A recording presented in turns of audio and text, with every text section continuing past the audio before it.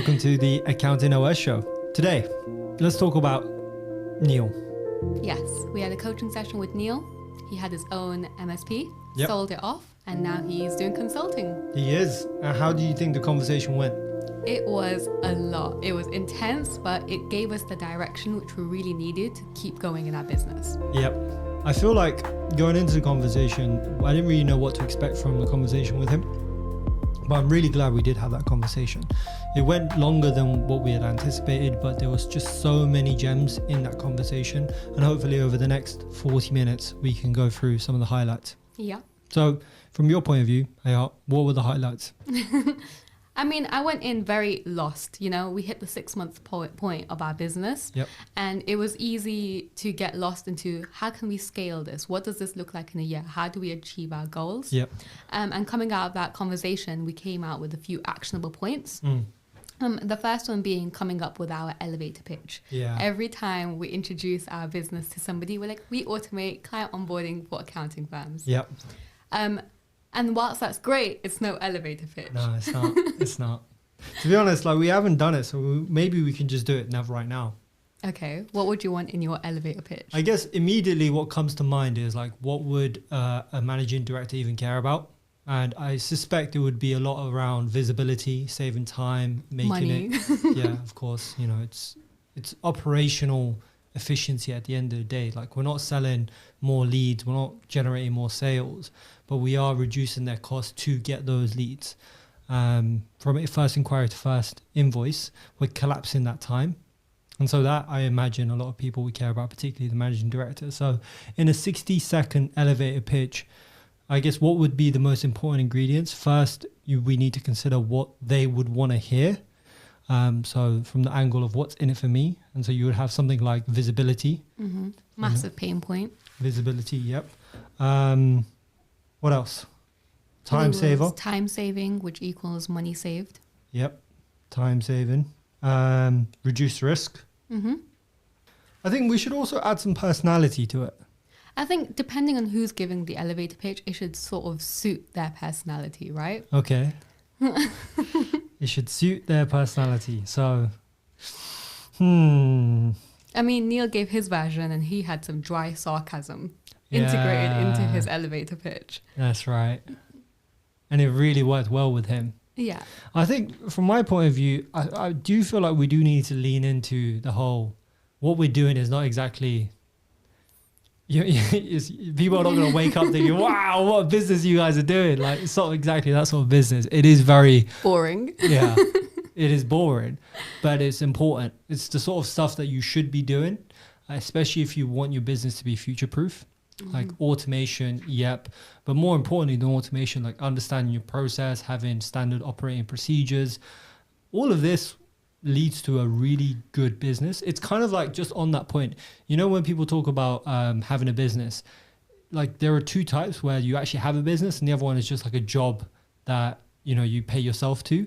It's not really a business because if you leave, it collapses. Yeah. And what separates those two things is being able to leave and the business continues to generate income because it's a real asset that's generating income. The format, the ingredients you need for that is things like automation, clear process, delegation, eliminating things that you don't really need to be doing that are not generating any income. Eliminate, delegate, or automate. Exactly. Yeah. So maybe we lean into the fact that it's a bit boring. Okay. What else? So 60-second elevator pitch. Visibility, time saving, reducing risk, and accept the fact that it's a bit boring, but we like the fact that it's boring. Yeah, play into it. So I'm going to have a first crack at the 60-second elevator pitch. Feels like we're on the spot here. I'm actually going to time it for 60 seconds to see if it works. I'm going to use the format of like context, core, connect. And we'll time it for exactly 60 seconds. I know it's not really supposed to be 60 seconds, but let's just do it for a little bit of fun. Yeah? Okay. Hey. Hi. My name is Elias. I am the director of Accounting OS. And what we do is a very boring business, but for the people who we serve, it matters a lot. So we do client onboarding automation for SME accounting firms. But reality, what we're really offering is more visibility, reduced risk, and we make the process as seamless as possible for your client onboarding process. So from that first inquiry to that first invoice, it takes no time. You don't need to worry. And if you do worry, you know where it is. That's me. That's pretty good. I feel like for a first attempt, that's pretty good. Yeah. Yeah. Maybe we can refine it a little bit further. That was only 30 seconds, by the way. That was actually really good for 30 seconds. So for a first attempt, I'm very proud of that. Me too. That was pretty great. All right, you want to have a go as well? Okay. All right. It does not matter what you say, except everybody who's looking at you. Yeah. No pressure whatsoever. Nope. Okay, let's go for it. 3, 2, 1, go. Hello, my name is Hayat. Me and my husband co-founded Accounting OS Now. It is the most interesting business you could think of. We automate client onboarding for accounting firms. We make, basically all you need to know is that you can have a visible, clear system that's easily transferable. You'll save time, you'll save money, and we'll handle all the boring stuff, Nice. which is eliminating, delegating, and automating. Leave it to us and you'll get your money. Fantastic. First attempt, first pitch. You got 38 seconds, exactly the same time as me. Well Nice. done. Well done. We can just tick that off the list and revisit properly later. So elevator pitch was pretty big. I think what was more interesting, and it kind of actually lends to the fact that we're doing this podcast, we spoke in depth about lead generation. Yeah, it's our bottleneck for It our is business. absolutely a at the moment. bottleneck.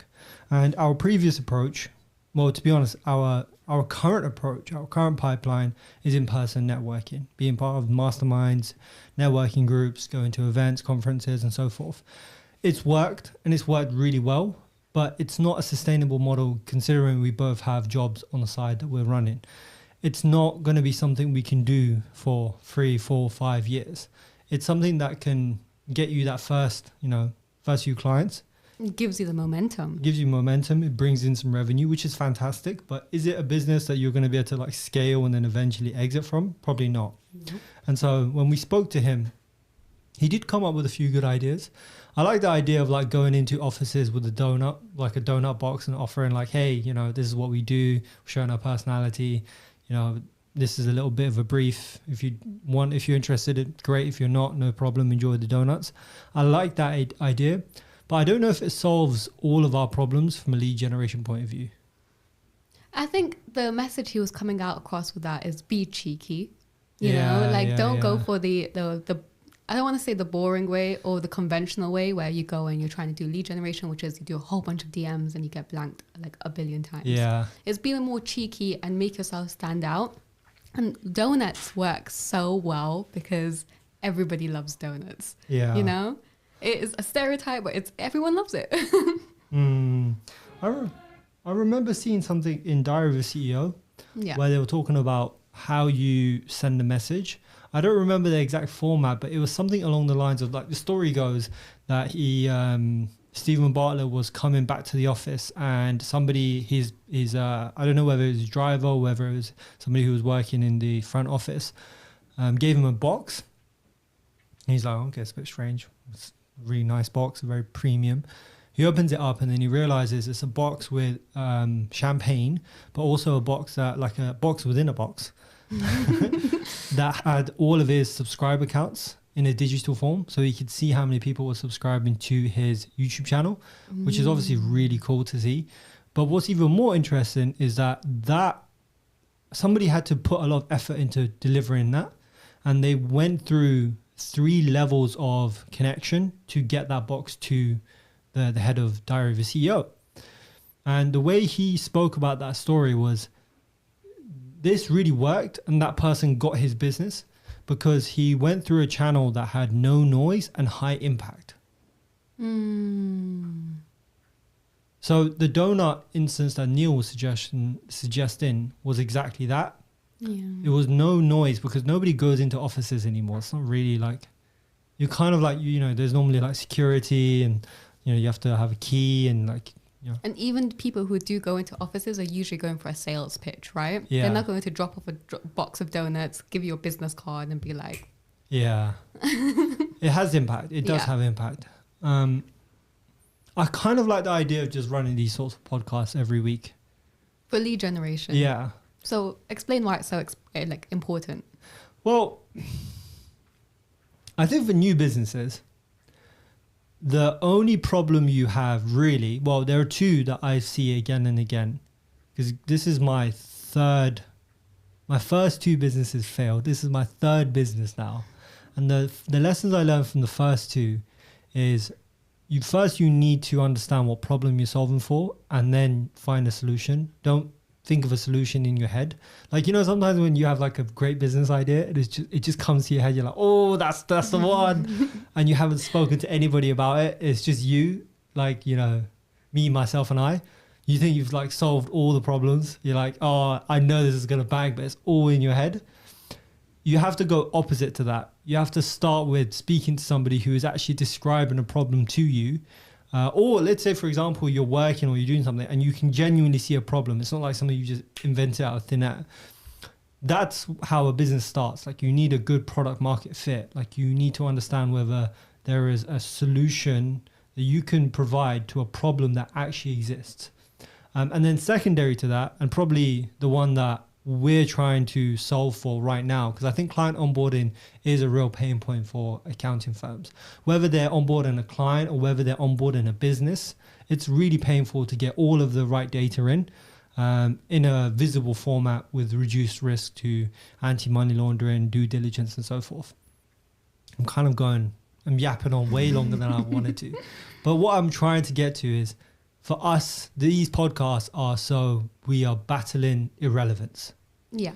Like, we are really struggling to find ways to make ourselves known within our ICP.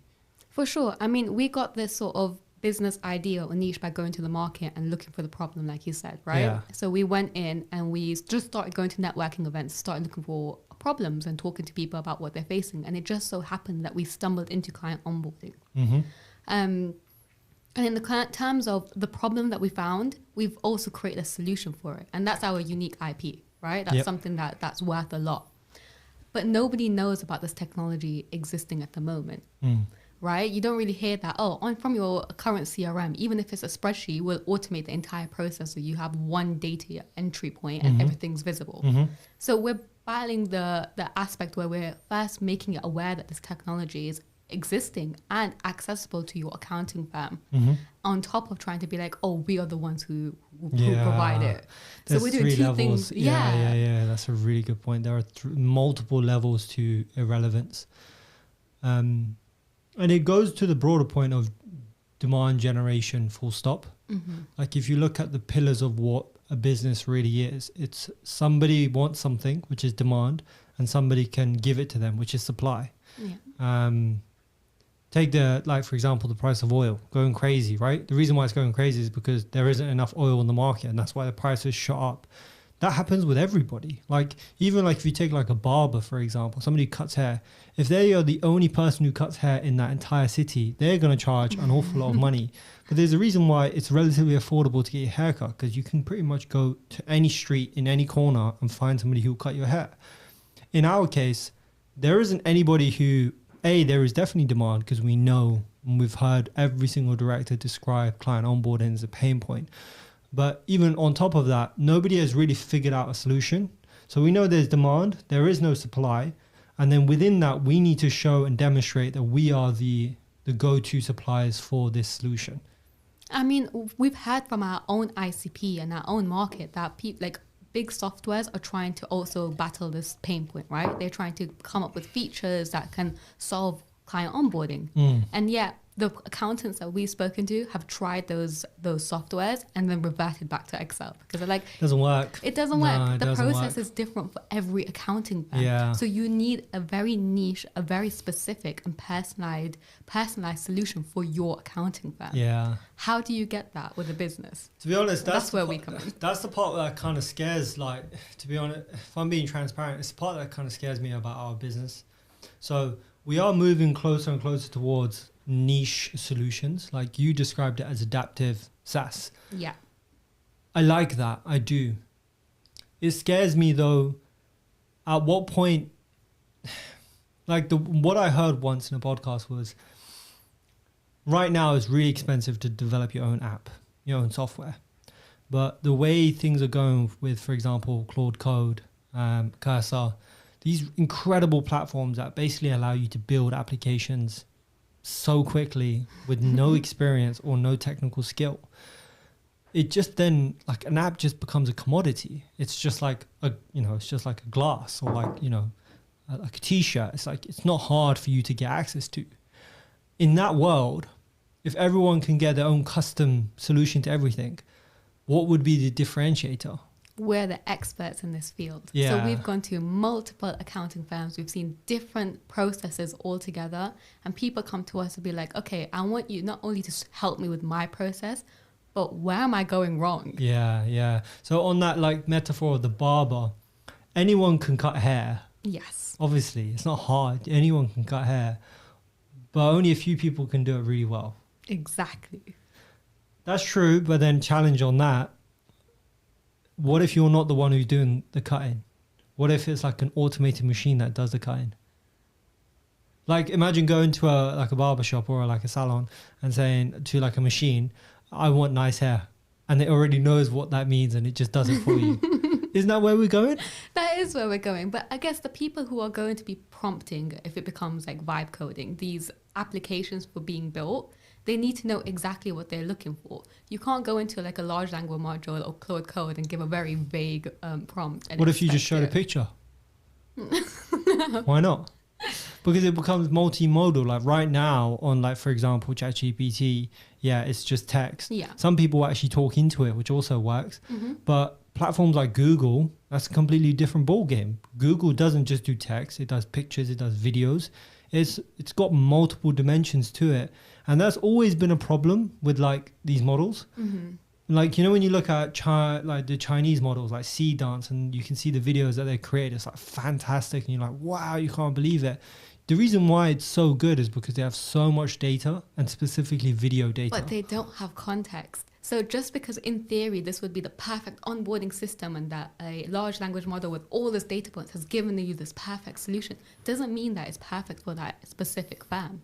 That specific firm has a team with individual personalities all working together in their own sort of form, right?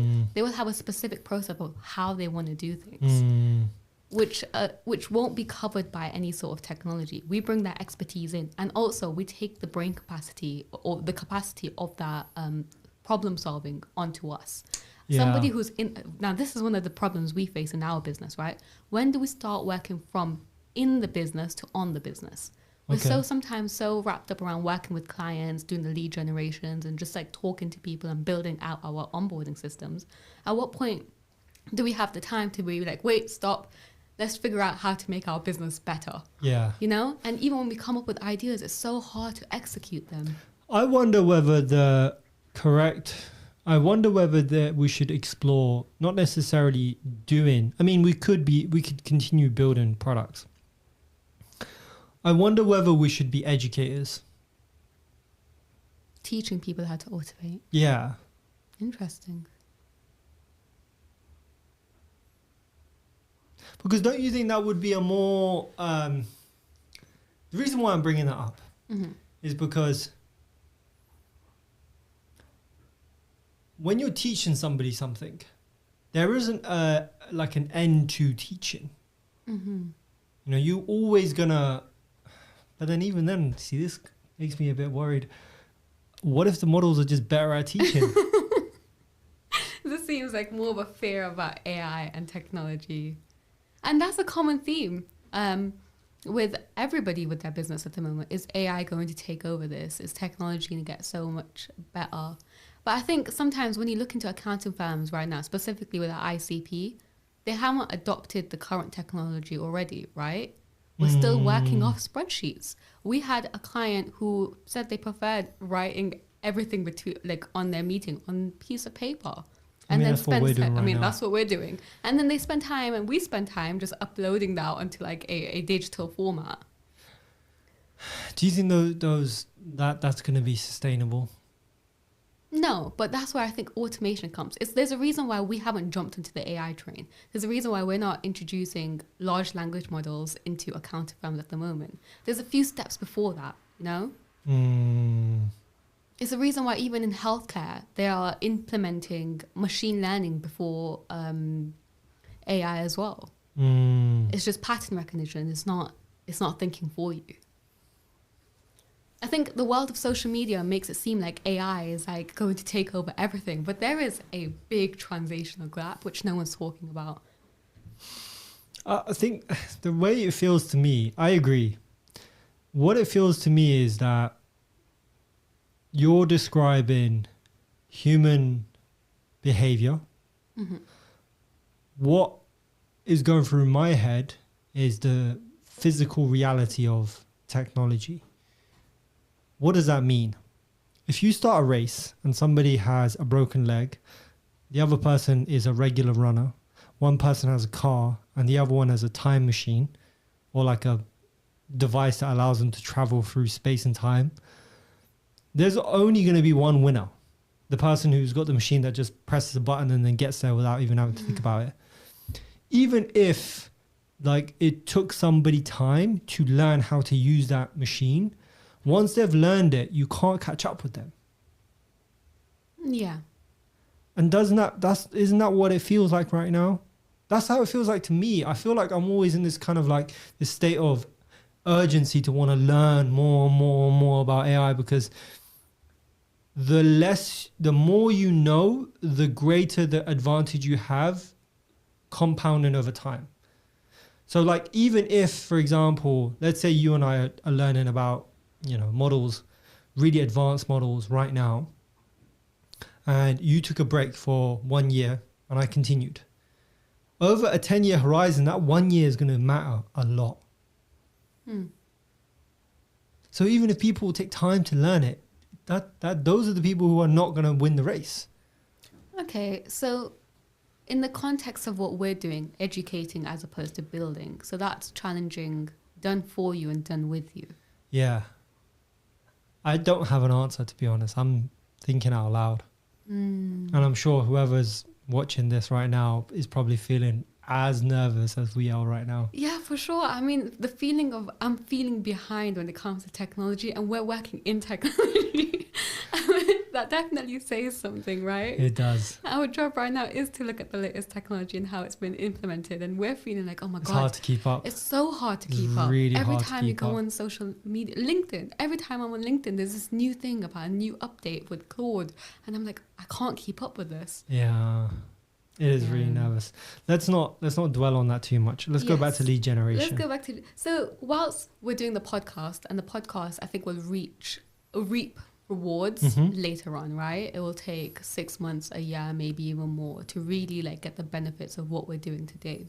I really like the idea of like writing down 10 firms and bringing donuts, and not only donuts. I like the idea of it's a very human approach. yeah, It's ridiculously human. It's like if you were to write it down on paper and be like, what's the most strategic and most operationally efficient way to get clients? It would not be that. not driving around the city giving donuts to accounting firms. Yeah. I think we should even draw a map. Okay. We should get like a piece of paper. We draw how we automate client onboarding. You know, like what's the map? What's point A? What's point B? And what the steps in between? And what's automated and what's not automated? And if we do like that handwritten like thingy, and then we write a handwritten note, give that with a box of donuts. Let's see how that goes. You wouldn't expect it, Yeah, and you stand to lose nothing and gain everything. exactly. We have to do the unscalable to scale. Yeah, that's exactly it. What did we learn? It was basically any real business is built on liking someone, knowing someone, trusting someone. Yeah. At first, you have to do things that won't scale. Because we have no credibility at the moment. Yeah, that's a really good point. On pricing, should we talk about pricing? Let's do pricing. So I know you have strong views about pricing. Yes. Give me your thoughts about it. Okay, so currently we price as doing one build fixed fee, Yep. and then an optional monthly retainer to like maintain the automation that we have built. Yep. And this seems like good. I mean, the only sort of pushback that we've gotten is that some people have said that this is too expensive for them to sort of invest in at the moment, Yep. and they'll get back to us later. Yep. And we've heard that a few times here and there. After speaking to Neil, he had the suggestion, and he's worked directly with accounting firms as an IT partner. And he had a suggestion of maybe doing a monthly retainer. Yep. Now, our battle with doing a monthly retainer is we don't want to be confused with software, because software can cost anywhere between £15 a month to like a couple £100 a month, right? Yep. And what we're doing is first building a customized solution. We're going to do the maintenance of the solution. We're going to do reports and analytics for the solution. So if we do a monthly retainer, how much do we charge to essentially not be losing money? You know, as you were saying that, that was my immediate challenge to the idea of like a monthly retainer, because the prices you're talking at, like, you know, a few £100 a month, those prices can immediately start being compared with the cost of software. Mm-hmm. And it works for software companies because their cost of acquisition is zero. Like, it doesn't matter whether you add a new, you know, it costs them zero, like absolutely nothing to add a new client onto their platform. It's just endless amounts of rooms they can rent out. We're not offering that though. Like, for us, it does cost us money to bring on a new client. It takes time, takes effort. That will get lower and lower, but our model can't be the same as a software model unless we charge ridiculously high prices to begin with. So instead of it being a few hundred, it would be a few thousand. Yeah, but when we think about it in like a longer term of like the life cycle of the clients that we will take on, right? Yeah. They'll have one large build fee and then the monthly retainer. Yeah. And say if they want to change around their onboarding process, they would have another big fixed fee to change that around. Yeah. So it comes out more expensive for them as opposed to just paying us a monthly retainer.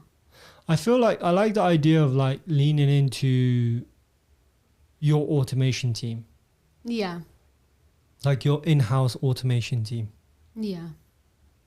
Your in-house. But does that mean we go away from client onboarding? I don't think so. I think we can still like describe, I think it's sequential, client onboarding automation, and then the progress from that point is your in-house automation team. And that's when the conversation goes beyond automation, and then you actually start looking at, okay, you've automated as much as you can. What's next? And that's when you start talking about which sort of LLM models you might want to explore. Yeah. What other softwares could you incorporate into your business that saves time, money, resources? And that's a massive pain point. All these softwares out there say that they're amazing at one thing, and there's so much competition, and they've all got these new AI features. From when we went to the conference, was it Accountex or Fab? I think it was Fab that you were referring to. Yeah, the one in when March. when we went to Fab, we realized that there's all these software companies saying they've got all these new AI features, and the general feel in the room was, wow, I'm behind. I should know this sort of technology just now, right? And that's definitely a pain point. If we can like shift ourselves and be like, we can teach you that, or we can take that problem for you. We can tell you about which softwares you should take, what fits your business. I do feel like the gap in education is a really interesting area to explore as a business. Then the part of me thinks, is it just a shiny object syndrome? Because, you know, like when you try and do more than what you are doing, like it's not like you do more, you do less. You get less of everything. Should we just like be absolutely ruthless and say, you know, we only do client onboarding automation. We don't do education. We don't do consulting. We don't do in-house. This is all we do. Maybe we can do everything to do with client onboarding. So we can do the consultation, we can do the education, but it all has to do with client onboarding. So it can be internal client onboarding, external client onboarding, so client facing, internal processes. Because even with our current clients at the moment, the processes where they're onboarding their clients onto are already so messy. I also thought it was interesting that there are, businesses that are rapid growth and are purchasing other small firms with private equity. Those those guys are probably really knee deep in onboarding. They're not onboarding a client; they're onboarding hundreds of clients. That is a great point. That I can't imagine how painful that process must be. I don't even know where you would begin. Yeah, and the CRM must look crazy. Yeah, I don't even think it would be attached to a CRM. I think like there would be a process of cleaning the data, sorting it, organizing it, building it. It comes down to the same pain point. There's no visibility. No, there isn't. I probably think that's a more interesting area to look into within client onboarding. And there are a few vectors you can look at with client onboarding, and I do think education, consulting, and then actually doing the delivery, it can all still fit within onboarding so you don't lose that niche. Yeah, and you know when it comes to client onboarding, if we are partners, automation partners for the client onboarding for our accounting firm, over like 6 months, we'll have enough data points to tell them that where is their market, right? Which sort of clients come to them. We can do analytics and help them do more lead generation by just giving that data. There's a lot of insights you can gather from client onboarding. So many insights. Yeah. And that alone is worth so much. Yeah. That'll help like businesses scale. Yeah. How are you feeling about the business overall? Honestly, I'm lost. I think the first year of business is you're always going to feel lost, right? Yeah. You're double questioning every decision you're making. Is this going to help me? Is this not going to help me? Is this going to help our business? I would say after our coaching with Neil, I definitely have more direction and clarity of what our business can look like. I really like the idea of having just a higher monthly retainer and having that sort of flexibility with our clients, right? Because right now it feels like when we don't have a client, we don't have business. That's that feast or famine. Yes. And that's like, it's only been a couple months, but it feels like a roller coaster. When is our next client coming in? But it'd be nice to have like the monthly retainer. It's beneficial for our clients and it's also beneficial for us. You know, when we got an accountant, their recommendation was like the vast majority of businesses in that first year don't turn a profit. And it's easy to lose sight of that fact. I think sometimes when we talk with other entrepreneurs, we lose sight of how long they've been doing it. And when you look at it from like our perspective and looking at other entrepreneurs and when they talk about their story, it seems so linear. I did this and I did that and I did this. But it doesn't take into account the amount of failures you went through before those big milestones.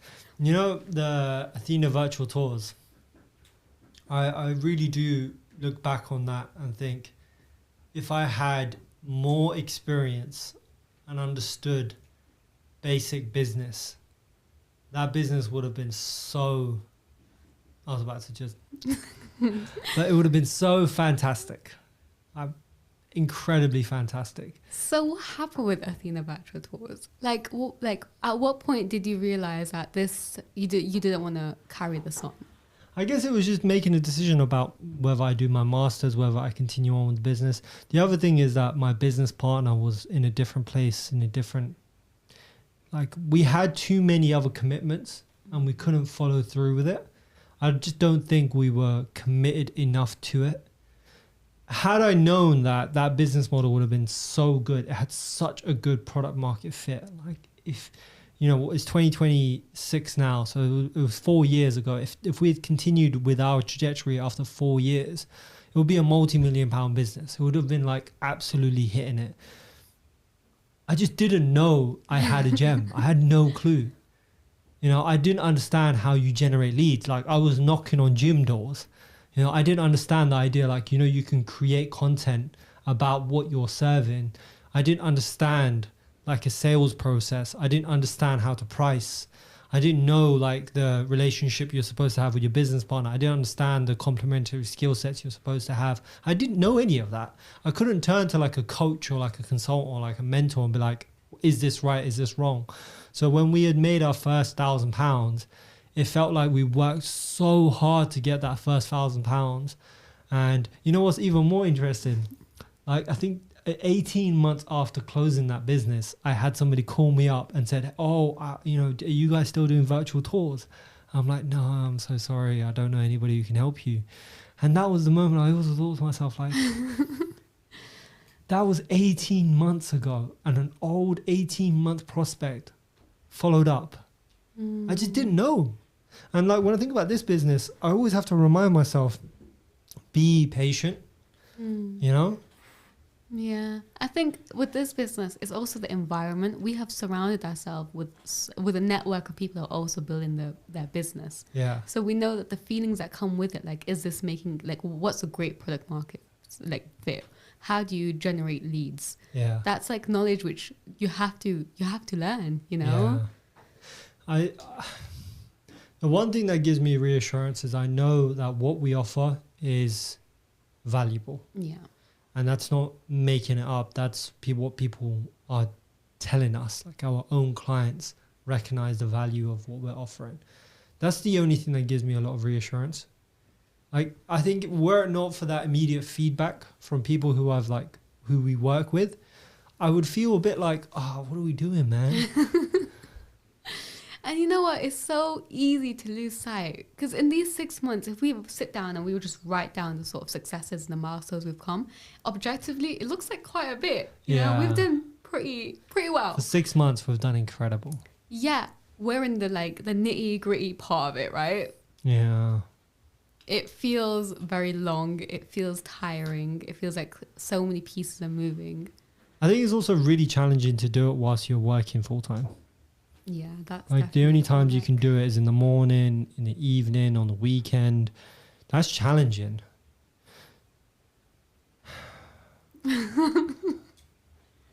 What is it? I think it is challenging. It's exhausting. Yeah. But you know what? These are the moments where we have to start thinking about the why. Why are we doing this? I think if we have a strong enough why, then it doesn't really matter after that. And I think the why can come from the business idea itself, about the sort of impact you're having. I think the why can come as to the sort of freedom you're aspiring towards. And also remembering that the process is never going to be linear. Do you feel like you need to be in love with your business? I don't think it has to be something like you're very passionate about, I'm going to save lives. I do think you should find it interesting enough, you know, that you enjoy it. You know, a part of me, I remember seeing like a quote, like an inspirational quote. And it was something like, passion isn't something you find, it's something you create. Oh. And that kind of makes sense. I can't believe what I'm about to say, but I do feel passionate about client onboarding. I do. And I think it's not because...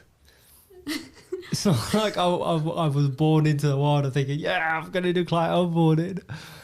But I feel like there is a certain level of mastery that we've developed, and it feels good. You know? Like, it's good to know a process in and out.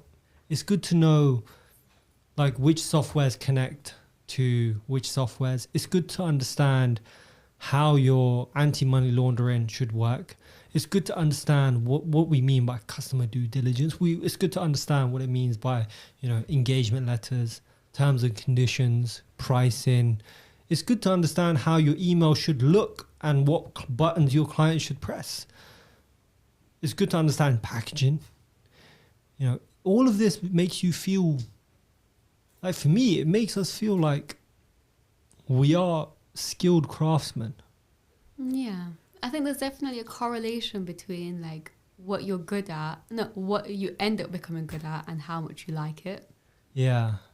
I think, you can pretty much like anything if you're good at it. Yeah. Because at that point, it does feel like you're crafting something. Yeah. You know, it's a skill. Yeah. So from that point of view, I don't know if there is, I don't know if you need to be in love with your business.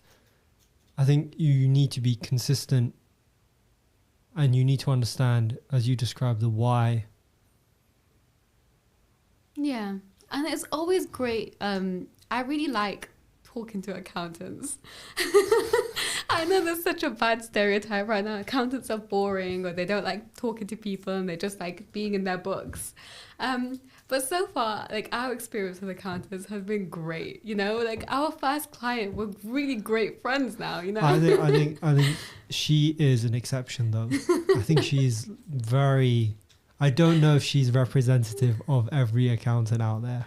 But even when we went, one of the other accountants we also met, they were just great. They have like a dry sense of humor. They're very like authentic. Yeah, I would agree with that. I don't think I've yet to come across. But you know, I think the reason why that's the case is because we're talking about something that they understand. It's their space. We're entering their space. It's not like we're not asking them to come play paddle with us. You know, we're talking about their business. We know what does and does not work. We understand their pain points. It's a very different type of conversation because there is alignment in what the core topic is. I just had a thought, like one of the first few people we spoke about our business idea told us our business idea was not good. Yeah. How do you feel about that conversation now, 6 months in? Because he was very adamant that we should not go ahead with this. And I can understand why. He's been hurt. Okay, he's been hurt by software companies coming and telling him that this is a solution. He pays money for it. It doesn't work. And then the cycle repeats itself over and over again. In hindsight, I feel like so much of that conversation was projection. And I give absolutely no credibility to what that individual was saying. And the reason why I don't give any, to be honest, now we're going on to a much broader subject, which is my general rule is you shouldn't trust somebody who isn't asking you questions. How could somebody like give you advice if they have not asked you questions? They don't know the context. So they just like hearing the sound of their own voice. That's it. That's the only thing that matters. It's the feeling of like, I know better. I'm going to lecture you. You must be wrong and I'm definitely right. If you're not asking those questions about, you know, what's the model? How much are you pricing? Where are you getting your leads? What's the cost of, you know, a lead? Cost of customer acquired? How much are you spending on your marketing? If you're not like asking these sorts of questions as effectively somebody who can make or break a business, especially so early on in our journey, to hear that it was devastating. But looking back on it now, I realize there were no questions asked. No. So I feel like it was just projection. Yeah. I don't give any weight to it. Yeah. Back then it was quite hard to hear though. You know, we had just started out. It's my first business. So hearing like, no, I strongly recommend that you should not go ahead with your idea. Definitely. It made us fight for the business though, right? Yeah. We really had to sit down, contemplate and reevaluate. And our decision after that was like, no, this is a great business idea. We really believe in it. You know, there is the mum test. Have you heard of the mum test? No. It's basically if you tell your business idea to your mum, she's going to be like, it's a great idea. So you need to be asking the right people and get their insight on whether your business is actually worth pursuing or not. From that perspective, I'm so grateful for the early conversation we had because it was ironclad in our business idea. You know, like if it had collapsed after that, you know, criticism, then maybe it wasn't worth pursuing in the first place. If it had survived, then we know we're onto something. Oh, I watched a video by Steve Jobs, and he was talking about how he would consistently reevaluate like his business idea, right? Yeah. And that's what you have to do. You have to make it adaptive, stronger, improve it. You Yeah. can't just expect to have one business idea and it survives through everything, Yeah. right? Without any reevaluating, testing, doing something, trying new things. It's like building something, right? Yeah. It's gonna take iteration after iteration after iteration after iteration. Yeah. And it has to survive all the criticism. Every time we get criticism, it's actually helping us build and improve it. Yeah. Because it was that phone call or that call that we went in and we came out and we were like, okay, so we need to not show that we're a software company. We can't advertise or market ourselves as a new software. Because Yeah. we're not really a software. No, we're not. We're automating your current softwares, right? Yeah. So we're like the bridge in between. Yeah. We are an automation team. Yes. We are automation experts. That's we're what not we a do. SaaS product. No. No. What do you wish you knew about business before you had started? How are you finding the transition to go from being somebody in academia Academia. to being in entrepreneurship? How has that been for you? In academia, I love how rigorous it is. Yeah. It is always test and test and test and Yeah. test. There is a lot of depth. If you pick a subject, you keep going down. It's a lot of depth. And when you see people in businesses, they have an idea and they just run with it. I absolutely love the thrill of that. So there's definitely been some sort of transition. But network. Mm. That's the biggest thing I've taken from it. Even if this sort of business doesn't go where we want it to go, the network we've made along the way is amazing. And it will just keep teaching us that we can turn anything into a business. You know, on that, and I think it's probably a nice way to close off the conversation. I saw something from, you know, Alex and Layla Harmozy. I saw something from the CEO of their company talking about one of the best pieces of advice he ever got was 10 people for 10 years. And the idea was relatively straightforward. Decide who in your life is worth investing in for the next 10 years. Because like that example of that old client that called me up 18 months after our first conversation asking for a service that I didn't offer anymore, you don't see the fruits of you don't see the fruits of a relationship until after many, many years.